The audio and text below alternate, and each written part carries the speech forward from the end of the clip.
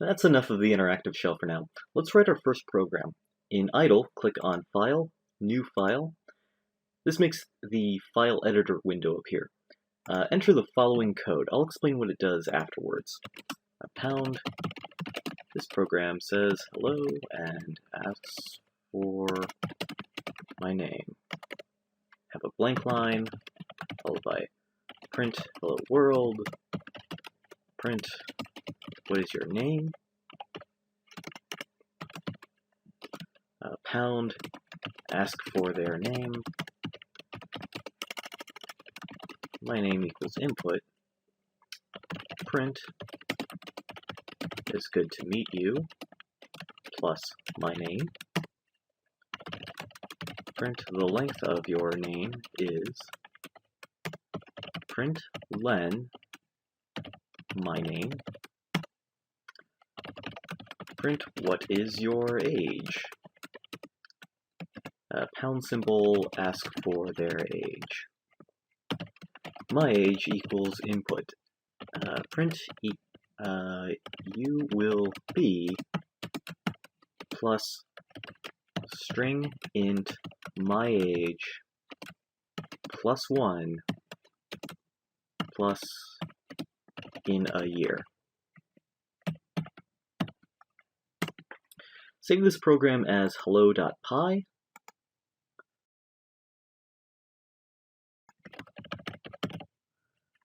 Python programs are just text files that have the .py file extension. Then click on Run, Run Module, or just press F5 to run the program. Hello world, what is your name? Al. It is good to meet you, Al. The length of your name is 2. What is your age? 26. Yeah, I am 26. You will be 27 in a year. I remember when that was true. Okay, that's the entire program. One thing to keep in mind is that Python will start at the first instruction at the top of the program and then move downwards, executing each instruction in turn. Think of it as putting your finger on the top instruction, and as each instruction is executed, moving your finger down to the next instruction. This is just like how you might move your finger along the lines of a book that you're reading. Your finger is called the execution. The execution in Python starts at the top and moves down. So the first line with the pound sign is called a comment. Python ignores comments. You can use them to write notes to yourself or reminders about what the code is trying to do or what the entire program does. Blank lines are completely ignored by Python. You can just use these to space out your code. In fact, let's add a couple more blank lines, maybe right here, just to group together the code that's relevant to asking for your name and the code that asks for your age.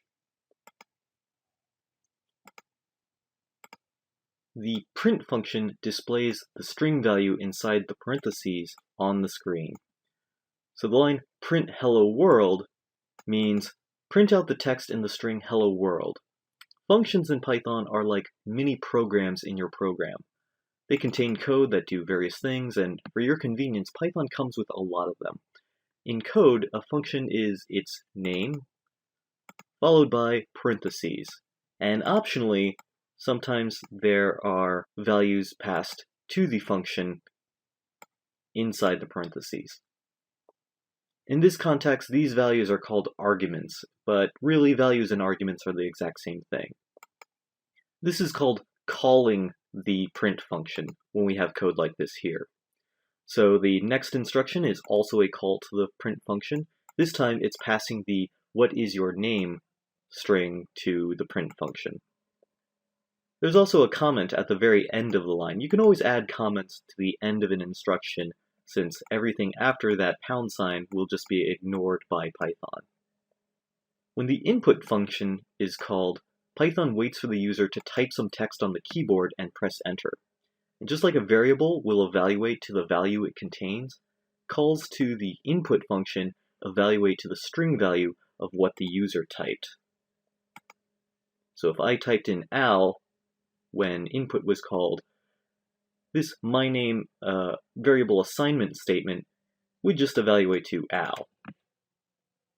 And then the string Al gets stored inside of my name. Remember that expressions can always evaluate down to a single value.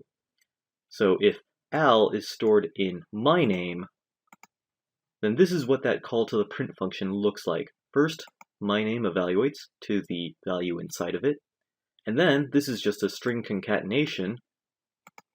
So the next step looks just like this. So this is the string that gets passed to the print function call. This next line introduces a new function called len. What len does is it takes a string argument and then evaluates to the integer value of the length of the string, which is the number of characters in the string.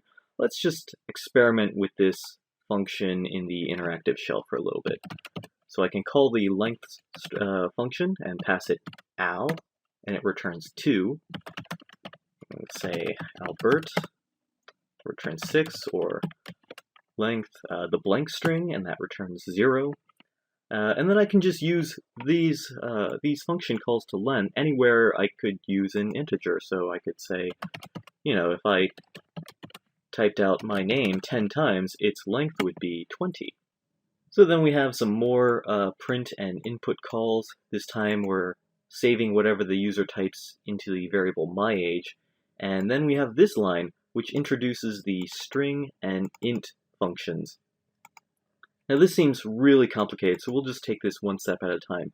The string and int functions return string and integer values of whatever you pass them. So this is really handy if you need to convert between data types.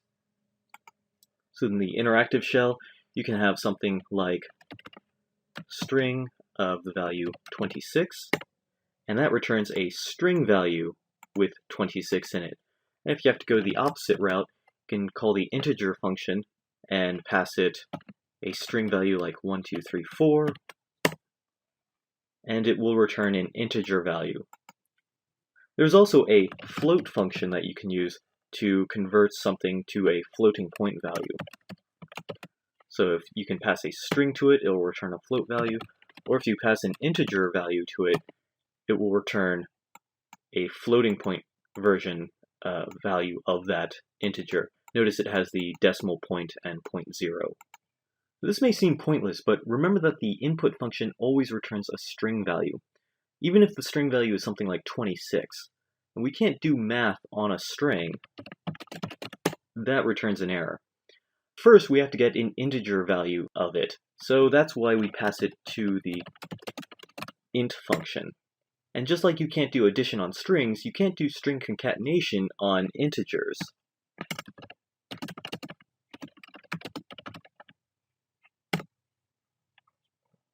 So we're going to have to call the string function, convert that into a string value.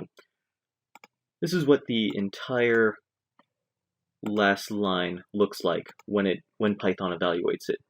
First, the myAge variable will evaluate to the value that's inside of it, and then that gets passed to the int function, which returns an integer form of it. We add 1 to that integer. We have to convert that back to a string value because we want to concatenate it with the other strings next to it. And then after that, it's just the string concatenations.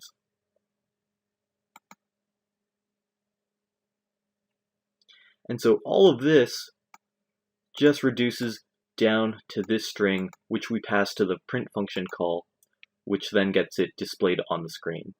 And that's how the entire program works. Just to recap, the file editor is where you type in code for a program. The execution starts at the top and then proceeds down, executing each instruction in turn. Comments begin with a £sign and are just notes that are ignored by Python. They're just notes for the programmer. Functions are kind of like mini programs that your program can run to execute some code that does some specialized thing. In this case, the print function has code for making strings appear on the screen. There's a print function for making text appear on the screen. There's an input function for getting text from the keyboard. And there's also a string, int, and a float function that returns an integer, string, or float version of the values that you pass to them.